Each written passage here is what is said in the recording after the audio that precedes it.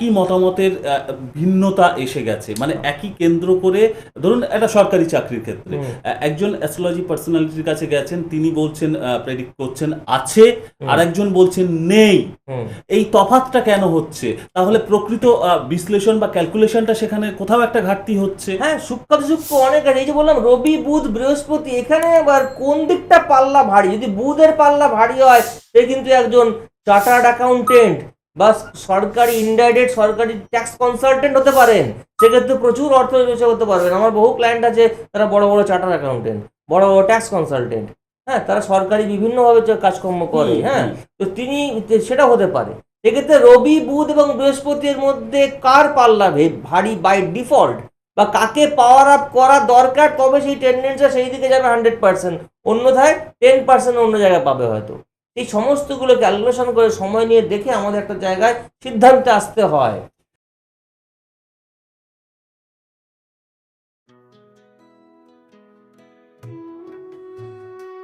যারা জেনে গেছেন তারা তাদের কাছে নতুন করে বলার অপেক্ষা রাখে না, যারা নতুন দেখছেন তাদের ক্ষেত্রে একটু মেনশন করার প্রয়োজন আছে যে বিজ্ঞানের আলোয় জ্যোতিষ অনুষ্ঠানের নাম বিজ্ঞানের আলোয় জ্যোতিষ।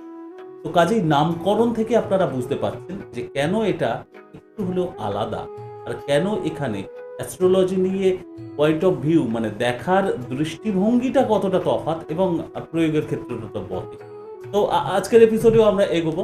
আমরা প্রিভিয়াস দুটো এপিসোডে, একটা লাইভ অনুষ্ঠানে, একটা রেকর্ডেড অনুষ্ঠানে আমরা পেয়েছি সরকারি চাকরি কেন্দ্রিক আলোচনা। তো সরকার আমার কর্মজীবনে একটা ভীষণ রকমের প্রভাব ফেলছে, এটা আমাদের অনেকের ধারণা বা ফেলবে, এবং সেটা আমার পক্ষে খুব লাভদায়ক হবে। তো শুধুমাত্র কি কর্মজীবনের বলতে তো নানাবিধ কর্মকেন্দ্রিক হতে পারে, সেখানে নানাবিধ সরকারি প্রভাব বা প্রতিপত্তি থাকতে পারে, তার ফলে আপনি লাভবান হতে পারেন। এই সমস্ত দিকটা কিভাবে জ্যোতিষাঙ্গিকে বিশ্লেষিত হতে পারে, সেটা এই অনুষ্ঠানটায় একেবারেই আমাদের উপরি পাওনা, কারণ আমরা ভরসা করি। তো আসুন, স্যারও প্রস্তুত, আমরাও প্রস্তুত, বনিতা না করে সরাসরি সেই জায়গায় যাই। হ্যাঁ, স্যারের কাছে, প্রফেসর ডক্টর বাসু, আমাদের প্রিয় স্যার, তাকে ওয়েলকাম, নমস্কার।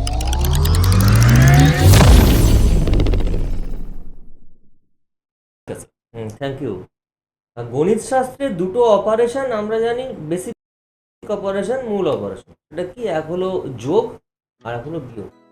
বারবার যোগ করলে আমরা ওটাকে বলি গুণ, মাল্টিপ্লিকেশন, আর বারবার সাবট্রাকশন হতে হতে আমরা বলি ওটাকে ডিভিশন। এটাই তো মেন বেসিক দুখানা অপারেশন আছে, যোগ এবং বিয়োগ। তাহলে শুধু যোগ শিখলে হবে না, বিয়োগটাও শিখতে হবে। Very very important.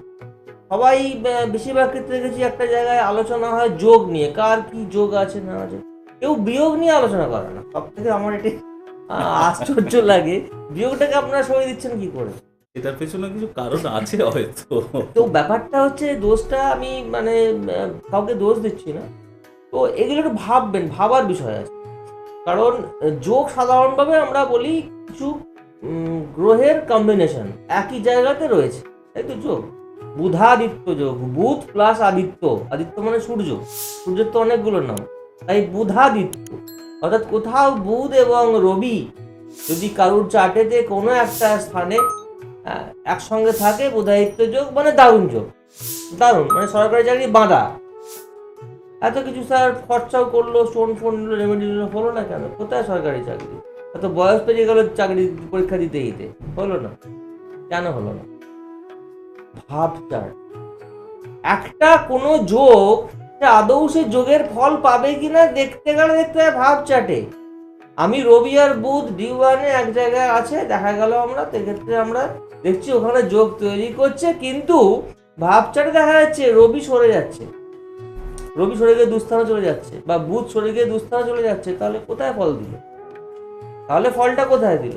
আমি কন্যা লগ্নে দেখতে পাচ্ছি যে কন্যা লগ্নে বা যাই বলুন না কেন, কন্যার ঘরের স্থানে রবি এবং বুধ কন্যা জাতকের ক্ষেত্রে রয়েছে। সেক্ষেত্রে দেখা গেল ভাব চারেতে রবি চলে এলো তার দ্বিতীয়, তাহলে ভেঙে গেল। তো এই বিভিন্নভাবে আমরা দেখতে পারি যে আদৌ সরকারি চাকরি আছে কিনা, বা সরকারের সঙ্গে চাকরি, দুটোর মধ্যে ডিফারেন্স আছে। সরকারের হয়ে চাকরি আর সরকারের সঙ্গে চাকরি, আমি এই মুহূর্তে একটা এক্সাম্পল দেবো সুব্রত। আজ থেকে প্রায় 1 বছর আগে ঘটনাটা খুব মনে পড়ছে, কারণ একটা সাকসেসফুল স্টোরি। ওকে। তো আমার কাছে 1 বছর গত বছর আগে একটি ছেলে এসেছিল, সে সিভিল ইঞ্জিনিয়ারিং নিয়ে ভালো কলেজ থেকে ব্যাচেলর অফ ইঞ্জিনিয়ারিং করেছে সিভিল ইঞ্জিনিয়ারিং। তার খুব ইচ্ছা সরকারি চাকরি করার জন্য বিভিন্ন রকম পরীক্ষা টরীক্ষা দিল, এবং কেউ নাকি বলেছিল তুমি বিজনেস অ্যাডমিনিস্ট্রেশনে চলে যাও, নিয়ে পড়াশোনা করো, অর্থাৎ এমবিও সে কমপ্লিট করেছিল। তো যাবতীয় সবকিছু করার পরেও সে কিছু দারুণ কোয়ালিফাইড, খুব ভালো ছেলে, সব দিক থেকে ভালো, সরকারি ইঞ্জিনিয়ারিং কলেজ থেকে পাস করা ছিল। তো কিছুতে কিছু হচ্ছে না, সে গভর্নমেন্ট সার্ভিস জন্য স্ট্রিক্ট করতে হয়েছে। আমি তখন দেখলাম তার চার্ট অনুযায়ী তার পরিবারের কেউ না কেউ একজন হবে যে ব্যবসা করে, এবং তার হয়তো সে সিভিল কনস্ট্রাকশন ওরিয়েন্টেড যে ব্যবসা করে। আমি ওকে বললাম এরকম কেউ আছে? সে বললো একজন আছে, আমার মামাই আছে। আমার মামা এইভাবে সে সিভিলের কাজকর্ম করে, নিজে সিভিল ইঞ্জিনিয়ার নয় কিন্তু কাজকর্ম করে। আমি তার চার্ট দেখে দিলাম, এবং একটা যেটুকু মনে পড়ছে আমি 2খানা প্রতিকার দিয়েছিলাম। এক হলো রুবি, বার্মিজ রুবি, 50 থেকে 60 হাজারের মধ্যে, বিশাল ভালো কোয়ালিটি নয়। বার্মিজ রুবি আপনারা জানেন খুব রেয়ার বলে, বেশ প্রেসিয়াস স্টোন, কিন্তু বার্মিজ রুবি যদি একটা কেউ 25,000 টাকা বার্মিজ রুবিও পড়ে, তার হয়তো লেয়ার লেভেল সেগমেন্টেশন প্রচুর থাকবে, অর্থাৎ ক্লারিটি কম হবে, বাট বার্মিজ রুবি এখানে এর উপর কোনো কথা হয় না। তো আমি তাকে একটা বার্মিজ রুবি দিয়েছিলাম আর একটা ক্যাটস আই দিয়েছিলাম। উইদিন 5 মান্থস সে তার মামার সহযোগিতাতে, মামা কিন্তু খুব বিশালভাবে করছিল না, ওটা কোনো মতে চলছিল ব্যবসাটা, মামার সহযোগিতাতে সে একটা লাইসেন্স বার করলো, সরকারি কন্ট্রাক্টরের লাইসেন্স বার করলো, কন্ট্রাক্ট পাওয়ার, এবং সরকারি ইয়ে করে তার কোটেশন দিয়ে বিভিন্নভাবে, যাকে বলে সরকারি ভেন্ডার হয়ে গেল একদম, এবং সরকারি কন্ট্রাক্টর এখন সে, এবং রোড কনস্ট্রাকশনের কাজ করছে। আপনি এখানে প্রতিকার দিয়েছিলেন মানে রবি এবং ক্যাটসাই। হ্যাঁ, আমরা প্রিভিয়াস এপিসোডে আপনার অ্যানালিসিসে পেয়েছি সরকারি চাকরির ক্ষেত্রে রবি এবং মঙ্গলের কারকতাটা ভীষণ জরুরি, ইনডাইরেক্টের ক্ষেত্রে রবি এবং বৃহস্পতির কারকতা জরুরি। এই ক্ষেত্রে আপনি রবি এবং কেতুর কারকতার উপর জোর দিলেন। হ্যাঁ, কেতুটা দিয়েছিলাম না, আমি তবু একটু ভালো করে বলি, সেটা সরকারি কন্ট্রাক্টরি চাকরি পাওয়ার জন্য, ইনডাইরেক্ট আমরা বলি গভর্নমেন্টকে সার্ভিস দেওয়া, সেক্ষেত্রে মেনলি রবি, বুধ এবং বৃহস্পতি, এই 3টে গ্রহের গুরুত্ব। কিন্তু রাহু বা কেতু এই ধরনের যে গ্রহগুলো মূলত আমরা নোটস বলি এগুলোকে, রাহু কেতুকে, বা আমরা গ্রহ হিসাবে এখানে কনসিডার করে থাকি। সেইখানে আমি গোমেদ দেবো না ক্যাটসাই দেবো, ডিপেন্ড করে কি আমি স্টোন দিচ্ছি, তার সঙ্গে রাহু কেতু বন্ধুত্ব আছে, অবস্থানটা, সম্পর্কটা শত্রু সম্পর্ক না মিত্র সম্পর্ক, তারপরেও দেখতে হবে তাকে আমি রাহু বা কেতু দেবো কিনা। সেটা D1 বা D9 থেকে মোস্ট অফ দ্য কেসে বোঝা যায় না, তার জন্য আবার ডিভিশনাল চার্টে ফিরে আসতে হবে। D30 একটা চার্ট, যেটা কিনা সমস্ত এভিল এফেক্টস জন্য আমরা দেখে থাকি, আরো অন্যান্য জিনিস দেখে থাকি। সেক্ষেত্রে দেখবেন এরকম কিছু চার্ট আছে যেখানে রাহু কেতু এক জায়গায় অবস্থান করছে, রাহু 180 ডিগ্রি উল্টো দিকে কেতু থাকে।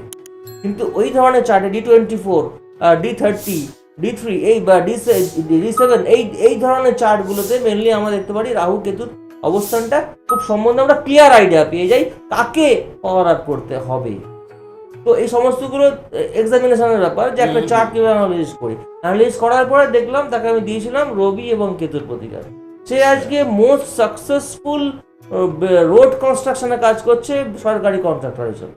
সে বলেছিলেন, স্যার আপনি ভাগ্যিস বলেছিলেন আমাকে সরকারি চাকরির জন্য ওই পরীক্ষা না দিতে, আর আপনি বলেছিলেন আমি সরকারি, অর্থাৎ ইনডাইরেক্টলি গভর্নমেন্ট সার্ভিস যদি পেতে পারি সেটা ভালো হবে। তার কর্মজীবন হলো, সরকারি প্রভাবটাও থাকলো পূর্ণ মাত্রায়, এবং উইদিন 1 ইয়ার আমার কাছে আসার পরে সে আফসোস করছে যে স্যার আমি, মানে সে বলছে মানে এটাই যে আমি করিনি বা আমি বেঁচে গেছি সরকারি চাকরি না করে আমি যে এই বিজনেস করছি এবং সেটা সরকারি কন্ট্রাক্টর হিসাবে, এতে আমার মান, সম্মান এবং অর্থ কয়েক গুণ বেশি পাচ্ছে, ফুললি স্যাটিসফাইড। তো এই হচ্ছে ঘটনা, যে একটা চার্ট কিন্তু বলে দেয় যে সরকারি চাকরি নাকি ডাইরেক্ট গভর্নমেন্ট না ইনডাইরেক্ট গভর্নমেন্ট সার্ভিস আমার ক্ষেত্রে দরকার। সেই ক্ষেত্রে সেই চার্টটা দেখার পর আমি দেখতে যদি পাই যে সরকারি চাকরি ডিরেক্ট নেই, তাকে আমি বলে দেবো যে তুমি ভাই সারা জীবন যদি পরিশ্রম করো তাও পাবে না, তুমি বরঞ্চ এই দিকে এসো। মোড অফ যে অপারেশন অর্থাৎ সার্ভিসটাকে চেঞ্জ করে দেওয়া একটু। এক্ষেত্রে জ্যোতিষশাস্ত্র আমাদের কিন্তু সঠিকভাবে গাইড করতে পারে। সে দেখছে তার বন্ধু বান্ধব যারা পাস করেছে তারা অনেক ইনফিরিয়ার কোয়ালিটি, তারা গভর্নমেন্ট সার্ভিস পেয়ে যাচ্ছে, সে পাচ্ছে না, এবং ভালো পারফর্ম করার সঙ্গে সত্ত্বেও বেশ কিছু জায়গায় তার প্রবলেম হচ্ছে, পরীক্ষা দেওয়ার সময় নার্ভাস হয়ে যাচ্ছে, এবং সরকারি চাকরি পেতে হবে, অত্যধিক টেনশন বিভিন্ন কারণে হোক না কেন হচ্ছে না, কানেক্ট করতে পারছে না কিছুতেই। তখন তার ওই জায়গাটাই তো নেই, কোনো না কোনোভাবে ঠিক কেটে যাবে। যার চার্টে যেটা নেই কাছাকাছি এসেও কিন্তু কেটে যাবে, আলটিমেটলি জীবনে বলবে কি আমি হতে পারতাম, আমি ইন্টারভিউ রিটেনটা ক্লিয়ার করেছিলাম, আমার কিন্তু ভাইবা হলো না, তার ছেলে মেয়েদের শোনাবে।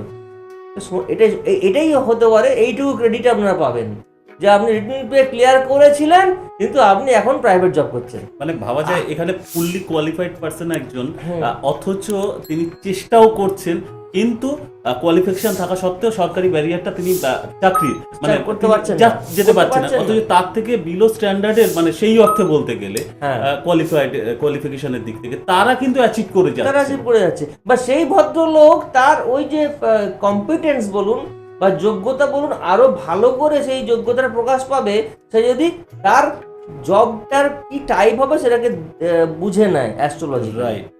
তাহলে সে বুঝবে যে আমি গভর্নমেন্ট সার্ভিস নয়, আমি ইনডাইরেক্ট গভর্নমেন্ট সার্ভিস, বা আমি বিজনেস বা গভর্নমেন্টের কোনো বড় ভেন্ডার হতে পারবো, বা গভর্নমেন্টকে সার্ভিস দিতে পারবো। এটা যদি জানতে পারেন তাহলে অযথা সময় নষ্ট না করে জীবনে অনেক তাড়াতাড়ি আপনি খ্যাতি, যশ এবং অর্থ রোজগার করতে পারেন আপনার চার্টে যদি থাকে। তো সেই ক্ষেত্রে প্রত্যেকটা মানুষেরই, এমন কোনো মানুষ নেই যে সব কিছু ভালো, আবার এমন কেউ সব কিছু খারাপ, ডিপেন্ড করছে আমাদের সেটা দেখতে হবে কোন জায়গাটা আমাদের স্ট্রেংথ, যেটা বলছিলাম সোয়াট অ্যানালাইসিস, কোন জায়গাটা আমাদের স্ট্রেংথ আছে, কোন জায়গায় আমাদের উইকনেস আছে, কোন জায়গায় আমাদের অপরচুনিটি রয়েছে, আর কোন জায়গায় আমাদের থ্রেট রয়েছে। এই জিনিসগুলো আমরা যদি অ্যাস্ট্রোলজি একমাত্র খুব ভালো করে জাজ করতে পারে, কারণ বেশিরভাগ মানুষ নিজেকে অ্যানালাইজ করতে পারে না, নিজের ভুলগুলো বুঝতেই পারে না অনেকে, আমার কি ভুল আছে, আমার কি স্ট্রেংথ, আমার কি উইকনেস, সে সাবকনসিয়াস মাইন্ডে আছে কিন্তু তার সে একটা কমপ্লেক্সে ভুগছে যে না এটা আমার উইক পয়েন্ট নয়, আমি সুতরাং আমি হাল ছাড়বো না। হাল ছাড়তে হবে না, কিন্তু উইকনেসটা জেনে নিয়ে আপনার থ্রেটটাকে যদি জানতে পারেন তাহলে আপনার রিস্কটা ক্যালকুলেটেড হবে। আমার সামনে আগুন জ্বলছে, আমি মনের সাহসে ঝাঁপিয়ে পড়বো, আমি পড়বো না, তা তো নয়, এই রিস্কটা ক্যালকুলেটেড নয়। রিস্ক অবশ্যই নেবেন জীবনে একটা জায়গায় পৌঁছতে গেলে, but that risk must be calculated one, তাহলে আর পরবর্তীকালে রিপেন্ড করতে হবে না বা বড় কোনো ক্ষতির সম্মুখীন হতে হবে না। অ্যাস্ট্রোলজার সেই জায়গাটা আপনাকে কিন্তু তুলে ধরে আপনার সেই জায়গাগুলো। কিন্তু প্রশ্ন হচ্ছে সেই প্রপার ক্যালকুলেশনটা বা রিড করার জায়গাটা কি করবেন, কতটা করবেন, এটার উপরও তো ডিপেন্ড করছে। কারণ আমরা জানি একই মতামতের ভিন্নতা এসে গেছে, মানে একই কেন্দ্র করে ধরুন একটা সরকারি চাকরির ক্ষেত্রে একজন অ্যাস্ট্রোলজি পার্সোনালিটির কাছে গেছেন, তিনি বলছেন প্রেডিক্ট করছেন আছে, আর একজন বলছেন নেই।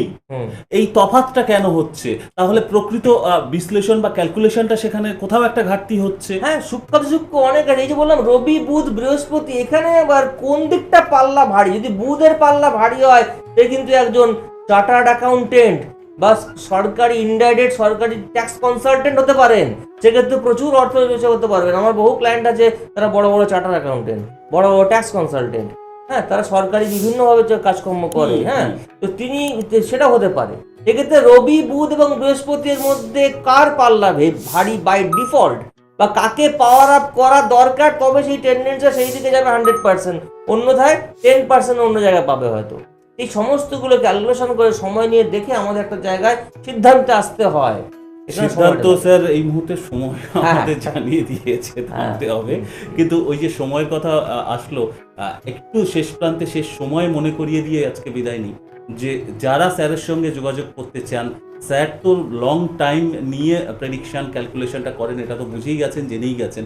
আপনাকেও কিন্তু সেই সময়টা ব্যয় করতে হবে, বিফোর টাইমে স্যারের সঙ্গে যোগাযোগ করতে হবে, তারপর ওনার পন্থা অনুযায়ী এগোতে হবে এবং চেম্বারে এসেও সময়টা দিতে হবে। আপনার তাড়াহুড়ো করলে হবে না, উনি তো তাড়াহুড়ো করবেনই না। এনিওয়েজ, আমাদের তাড়াহুড়ো করেই আজকে থামতে হচ্ছে, সময় একদম শেষ। প্রতি দেখবেন বা ইউটিউবে মিস করে গেলেও ইউটিউবে দেখতে পারেন, স্যারের ওয়েবসাইট ভিজিট করতে পারেন, সমস্ত উপায়গুলো আছে। কিন্তু আজকে আমরা নিরুপায়, কাজেই থামছি, আগামীতে অবশ্যই দেখ। ভালো, নমস্কার।